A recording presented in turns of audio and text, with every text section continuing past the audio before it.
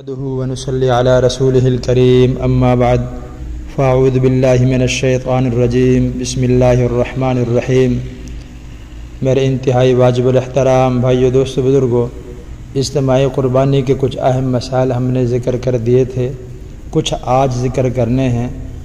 لوگ اجتماعی قربانی کا اہتمام تو کرتے ہیں لیکن پھر وہ شرعی اصولوں کے مطابق اس کو کر نہیں پاتے اور شرعی اصولوں کا لحاظ نہیں کرتے۔ ان کے علم میں بات ہوتی نہیں ہے، ان کو اتنے پیچیدہ مسائل کا پتہ نہیں ہوتا یا وہ علماء سے رہنمائی نہیں حاصل کرتے، جس کی وجہ سے لوگوں کی قربانیاں ضائع ہو جاتی ہیں۔ اس لیے ہمیں چاہیے کہ کم از کم وہ لوگ جو اجتماعی قربانی کا اہتمام کرتے ہیں، وہ ادارے، وہ تنظیمیں، ان کو چاہیے کہ اجتماعی قربانی کو علماء کی زیر نگرانی میں، مفتیان کرام کی زیر نگرانی میں جو ان مسائل کو جانتے ہوں ان سے پوچھ کے کرنا چاہیے۔ مثال کے طور پہ لوگ اپنا حصہ کہتے ہیں میری طرف سے ایک حصہ، دو حصہ وہ لے لیتے، اجتماعی قربانی میں 3 حصے لے لے۔ اسی طرح وہاں جانور بہت زیادہ ہیں، ساتھ ہی انہیں اپنے حصے متعین کر دیے اور بتا دیا کہ یہ میرا حصہ ہے۔ اب وہ اجتماعی قربانی والے نے اس جانور کو متعین نہیں کیا، اس کے شرکاء کو متعین نہیں کیا کہ جو فلاں 7 آدمی ہیں، مثال کے طور پہ بھائی عبداللہ، بھائی عبد الرحمن، بھائی عبد الکریم، بھائی عبد المجید، یہ فلاں ساتھی اس جانور میں شریک ہے، وہ متعین نہیں کر رہا، ان کو لکھ کر متعین کرنے چاہیے، یہ ضروری ہے۔ ایک تو یہ بات۔ دوسرا یہ کہ اجتماعی قربانی میں جہاں بہت سارے جانور کو ذبح کیا جاتا ہے، وہاں قصاب کے لیے یا کوئی بھی ذبح کرنے والا جو شخص ہے اس کے لیے ضروری ہے کہ وہ ان کی طرف سے نیت کر لے، شرکاء کی طرف سے ذبح کرتے وقت نیت کرے۔ اگر وہ نیت نہیں کرے گا تو یہ قربانی نہیں ہوگی، یہ قربانی نہیں ہوگی۔ اس کا بہت ضروری اہتمام کرنا چاہیے۔ یہاں ایک مسئلہ سمجھیں، ایک تو وہ قربانی اجتماعی ہے، ایک جانور، اس میں 7 بندے شریک ہے، جانور متعین، شرکاء متعین، ذبح کرتے وقت وہاں موجود ہے سارے کے سارے، وہاں کوئی مسئلہ نہیں ہے۔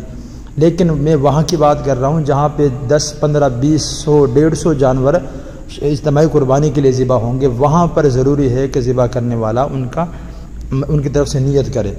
ایک تو یہ بات۔ دوسری، اکثر ساتھی یہ فون کر کے پوچھ رہے ہیں کیا اجتماعی قربانی میں وہ نفل قربانی میں حصہ لے سکتے ہیں؟ مثال کے طور پہ اپنے والدین کی طرف سے نفل قربانی کر سکتے ہیں اجتماعی قربانی میں؟ جی بالکل کر سکتے ہیں، بڑے جانور میں۔ اسی طرح وہ آپ صلی اللہ علیہ وسلم کے نام پر قربانی کر سکتے ہیں؟ جی بالکل کر سکتے ہیں۔ پھر وہ یہ بھی سوال کرتے ہیں اگر نفل قربانی ہم کرتے ہیں اس کے گوشت کا کیا حکم ہے؟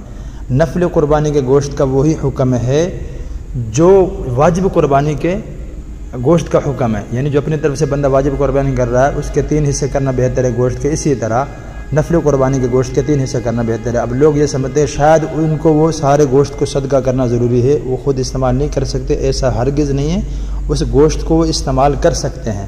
ہاں وہ ایسا نہ ہو میت نے وصیت کی ہو، وہ واجب قربانی ہوتی میت طرف سے، اس کا گوشت استعمال نہیں کر سکتے، وہ صدقہ کرنا ضروری ہوتا ہے غرباء میں، مستحقین تک۔ لیکن جو آپ خوشی سے اپنے والدین کی طرف سے قربانی کرتے ہیں نفلی یا اپنے کسی اور رشتہ دار کی طرف سے، تو اس کا گوشت کا وہی حکم ہے جو اپنی قربانی کے گوشت کا حکم ہے، یعنی 3 حصے کیے جائیں یا سارا کھا لیا جائے یا سارا تقسیم کر لیا جائے۔ ایک تو یہ بات۔ دوسرے ساتھی یہ بھی پوچھتے ہیں کہ اگر کوئی بندہ قربانی کے اندر عقیقہ کرنا چاہے تو کیا وہ کر سکتا ہے؟ جی بالکل، عقیقے کا حصہ رکھ سکتا ہے قربانی میں، بچی ہے 1 اور بچہ ہے 2 حصے رکھ سکتا ہے اجتماعی قربانی میں بڑے جانور میں۔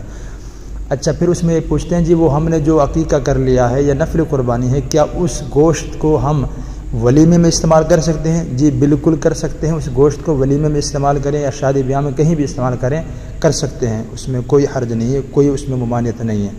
چوتھا مسئلہ جو سب سے اہم اور ضروری ہے، اسے بھی آپ سمجھیں۔ چوتھا مسئلہ یہ ہے کہ ایک بندہ ایک جانور میں شریک ہو گیا، اس نے پیسے دے دیے اور جانور متعین ہو گیا، اب اس نے اس کے بعد کوئی کم حصے والا جانور دیکھا یا زیادہ والا دیکھا، دونوں صورتوں میں وہ کہتا ہے جی میں اس میں شریک نہیں ہونا چاہتا، میرے پیسے مجھے واپس کر دیں، مجھے اس سے اچھا جانور مل رہا ہے سستے میں وہاں شریک ہونا چاہتا ہوں، یا اس سے اچھا اور مہنگا جانور ہے میں وہاں شریک ہونا چاہتا ہوں۔ اب اس میں 2 مسئلے ہیں۔ اگر یہ شخص جو شریک ہو گیا اجتماعی قربانی میں بڑے جانور میں، اگر یہ صاحب نصاب ہے تو اس کے لیے انکار جائز ہے، یہ انکار کر سکتا ہے، اپنے پیسے واپس لے لے، کسی اور میں جا کے شریک ہو جائے، ایسا کرنا درست ہے، لیکن اخلاقاً یہ درست نہیں ہے، مروتاً یہ درست نہیں ہے، ایسا نہ کرے وہ۔ لیکن اگر کر لیتا ہے قربانی جائز ہے، کوئی مسئلہ نہیں۔ لیکن اگر کوئی غریب ہے، اس نے متعین کر لیا جانور کو، پیسے دے دیے اور دینے کے بعد پھر وہ کہتا ہے میرا پیسے مجھے واپس کر دیا جائے، میں کسی اور جانور میں شریک ہوتا ہوں، مجھے اس سے سستا مل رہا ہے، اس سے اچھا مل رہا ہے، تو وہ غریب اس جانور سے نہیں نکل سکتا، اس کی قربانی جو ہے وہ سب کی ضائع ہو جائے گی، کیونکہ اس پہ ایک چیز نفلی تھی، قربانی واجب نہیں تھی، اس نے اس جانور میں حصہ ڈال کے اس کو اپنے اوپر واجب کر لیا، جانور متعین ہو گیا، اب یہ اسے نہیں بدل سکتا۔ غنی بدل سکتا ہے، غریب نہیں بدل سکتا، یہ بہت ضروری بات ہے۔ اکثر لوگ ایسے دیہاتوں میں کرتے ہیں، شہروں میں بھی شاید کرتے ہوں گے کہ وہ اپنا حصہ ڈال کے پھر وہ کہتے ہیں یار میں اور کسی جانور میں شریک ہونا چاہتا ہوں، میرا رشتہ دار ہے، میرا فلاں دوست ہے، میں وہاں مجھے جو ہے نا اچھے طریقے سے مجھے آسانی ہوگی، میرے قریب ہے تو میں وہاں کرنا چاہتا ہوں۔ یہ ساری صورتیں ذہن میں رکھیں۔ امیر ہے اس کے لیے بھی شرعاً یعنی اخلاقاً درست نہیں ہے، شرعاً درست ہے، وہ نکل سکتا ہے اس قربانی سے، لیکن غریب نہیں نکل سکتا۔ اللہ سے دعا ہے اللہ ہمیں ان مسائل کو سمجھ کر اور ان مسائل کے مطابق قربانی کرنے کی توفیق نصیب فرمائے۔ وآخر دعوانا الحمد للہ رب العالمین۔